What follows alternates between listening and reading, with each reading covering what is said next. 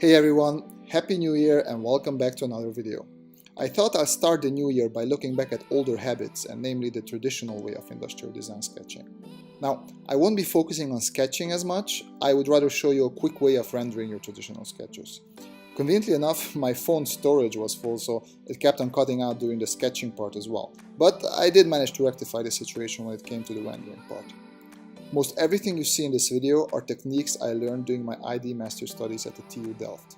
You can find most of these techniques in a book by Koos Eisen called Sketching Product Design Presentation. I can really recommend this one.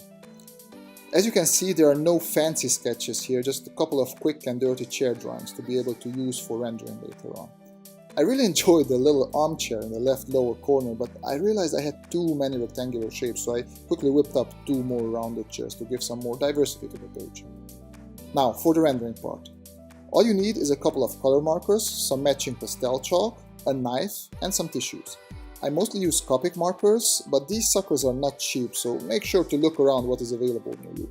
You can always find some cheaper version that will do an adequate job. After highlighting the areas I want to be more saturated with a marker, I switch to the pastel chalk.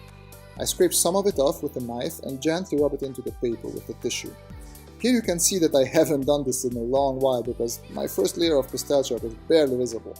Make sure to be more daring than I am here. You can see how by scraping chalk only on one part of the paper and then gently swiping it into the direction you can achieve quite a nice fading away effect. You can accentuate this by using different shades of blues if you have them. I wanted to make a color a bit more interesting by also adding some green to it. Here I started erasing parts that are hit more by light, thus letting the white of the paper come out a bit more. Keep a sharp eraser around for this purpose. I felt that I did not have a strong enough fade, so I kept on applying more dark blue pastel, and looking back at it, yeah, it definitely looks better with the dark blues. After you are satisfied, you can start cleaning up the edges of the drawing, getting rid of all the excess pastel color.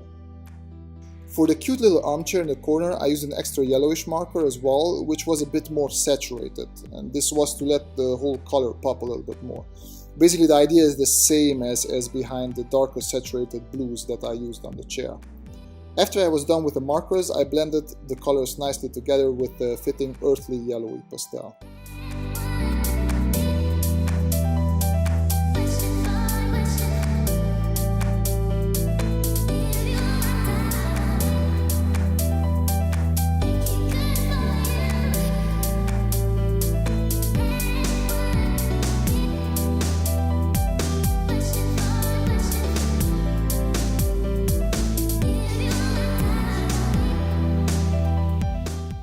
Now, this table I only drew to show you how you can achieve sort of a glossy, shiny surface.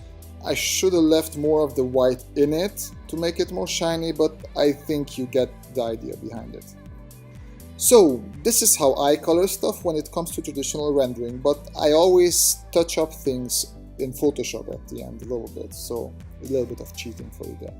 I hope you enjoyed this video, and if you did, make sure to hit that like and subscribe button and also follow me on Instagram for almost daily posts. Alright, see you next time!